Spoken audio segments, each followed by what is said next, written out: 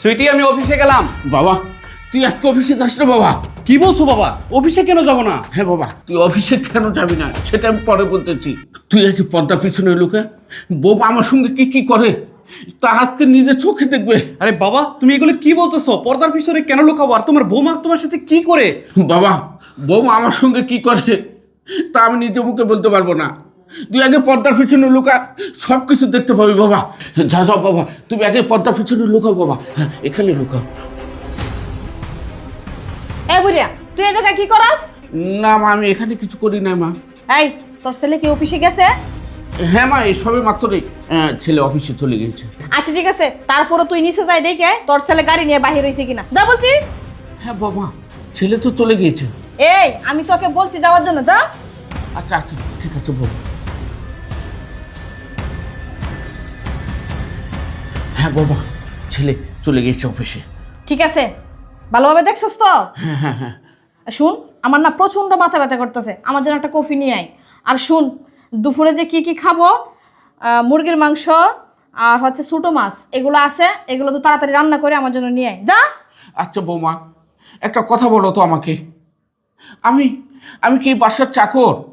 আমাকে দিয়ে এগুলো কেন করান? আমি না তোমার শ্বশুর? এই, তুই আমার শ্বশুর হয়েছিস তো কি হয়েছে? কি হয়েছে?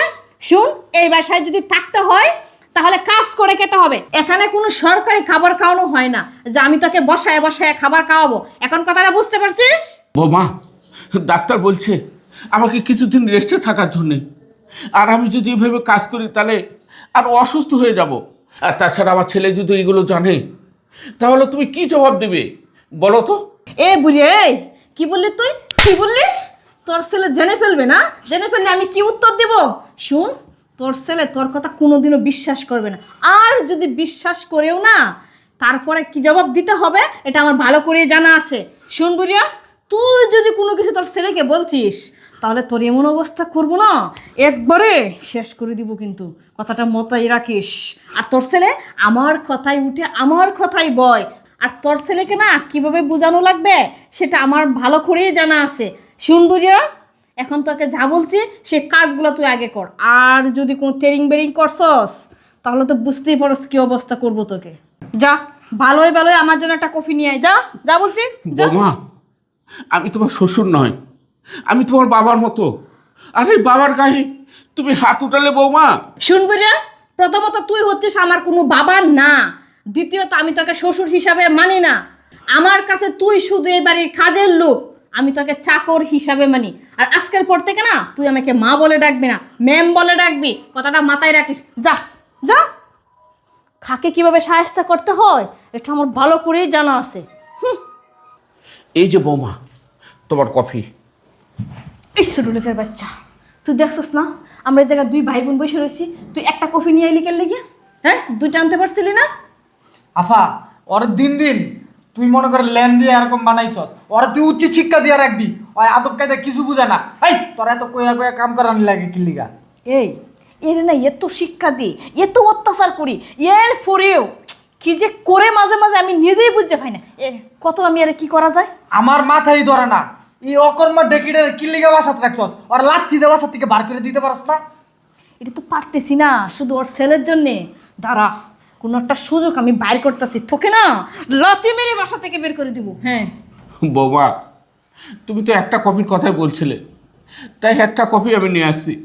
তারপর আমাকে গালাগালি করলে, আমার গায়ে হাত উঠাইলে বৌমা। এ বুড়ি, তুই এখানে নটাঙ্গি শুরু করছিস না? দাঁড়া, এই কফিটা না তোর মুখের মধ্যে আমি ডিল মারবো, দাঁড়া। এই, তোর এত বড় সাহস কি করে হয় আমার বাবার মুখে গরম কফি মেলি মারবি, তাই না? আরে তুমি এখানে, তুমি কি অফিসে যাও নাই? না, আমি অফিসে যাই নাই। আর আমি অফিসে গেলে তোর এই আসল রূপটা, কুকীর্তিটা আমি কিভাবে দেখতাম? আর তুমি আমার ভুল বুঝতেছো, আসলে বাবার সঙ্গে না আমরা দুই ভাই বোন মিলে মজা করতেছিলাম। এই শয়তান বজ্জাত, তুই আমার বাবার সাথে মজা করতেছিলি? তুই আমার বাবার সাথে কি করতেছিলি আমি সব কিছু দেখছি। তুই কি মনে করেছিস আমি কোনো কিছুই দেখি নাই? আমার এই বৃদ্ধ বাবাটাকে তুই কি করলি সবই আমি দেখছি। আর জনি, তুই আমার বাবাকে কি বলেছিস? আমার বাবা অকর্মের ডেকি, আমার বাবাকে লাথি মেরে বাসা থেকে বের করে দিত। আমারটা খাস, আমারটা পরশ। আর আসল মালিকের বিরুদ্ধে তুই ষড়যন্ত্র করস, তাই না? এই জনি, তোর এত বড় সাহস হয় কি করে? তোর পরনের প্যান্ট, তোর পরনের জামা, ইভেন তোর হাতের গড়িটা পর্যন্ত আমার টাকার কিনা, আর তুই কিনা আমার বাবাকে লাথি মেরে বাসা থেকে বের করে দিতে চাস, তাই না? এই তোদের কাজকে এমন একটা শিক্ষা দিব না যা বাংলাদেশের প্রত্যেকটা শয়তান মানুষের শিক্ষা হয়ে যাবে। বাবা চলো, এদের সাথে আর একটা কথাও বলবো না, তোরা এখানেই দাঁড়িয়ে থাক, তোদের ব্যবস্থা আমি নিচ্ছি। চলো বাবা। জুনি ভাই, এখন কি হইব? তোর তুই খালি সব কিছুর ভিতরে চালাকি করস, আর কামের বেলা একটা কামও করতে পারস না। তুই দেখতে লবি না তুলাবে বাসায় আছে কিনা? আজকে তো সব কিছু ফাঁস হয়ে গেছে, আল্লাহ জানে কি করে। এই বুড়িয়া যে এত ষড়যন্ত্র করবো এটা খেড়া জানে রে জুনি ভাই। আচ্ছা